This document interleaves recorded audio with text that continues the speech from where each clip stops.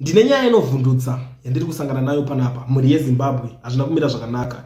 Ndadzoka zvekare pachannel penyu nhasi ndine nyaya yandauya ndaona ndakati regedza ndiende ndimbotaurirana nemhuri yeZimbabwe tichionesana kuti chii chiri kutora nzvimbo ende chii chiri kuitika. So pane nyaya yanga yambotenderedzwa nevanhu vakawanda vachitaura kuti public gatherings amiswa pakanzi Mnangagwa Bands musical shows chichi because of SADC iri kuuya. So isusu takambotraya kutobvunza nekuti hatinonoki tinokurumidza kuda kuziva nyaya nekuti tisu tiri vanhu venyaya vacho. Tikati why chii chinoita kuti public gatherings amiswe nekuti haisi holiday. Pane mibvunzo kwatakaisenda asi pakazongobudikira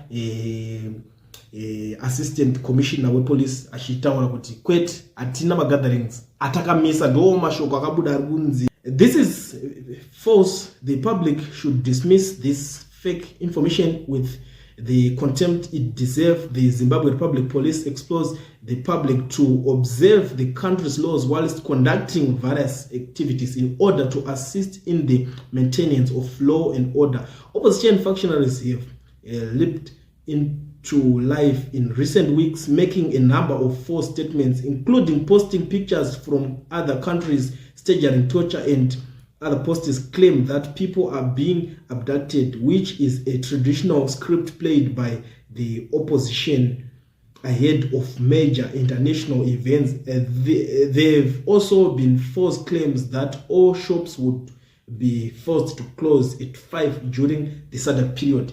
Ndo mashoko avakabuda vachitaura kusazozivawo kuti assistant police commissioner ava why vasina kuzo underline umbo wakakwana wezvinhu zvavaitaura kuti pakanzi chakati nechakati nekuti techida kubhataziva kuti ndanani vaifambisa mashoko iwayo. Zvisazongoita kunge nyaya yemubikiro kana kuti zvisazongoita kunge ivo vagarawo vane narrative dzavo dzinenge vachingofambisirwawo kana kuti dzichingotaurwa ikoko. Havana havo kuzokwanisa kuunderline kuti ningi kana kuti pamapost zakati kana kuti pasocial media pakati ndo pakabudiswa nyaya sezvo tinenge tichingoitawo panapa. But muri Zimbabwe ndo situation iripo paZimbabwe, ndo nyaya yacho yandauya nayo. Ndingoti ayo regedza ndimbo ifambira tionesani nemhuri yeZimbabwe.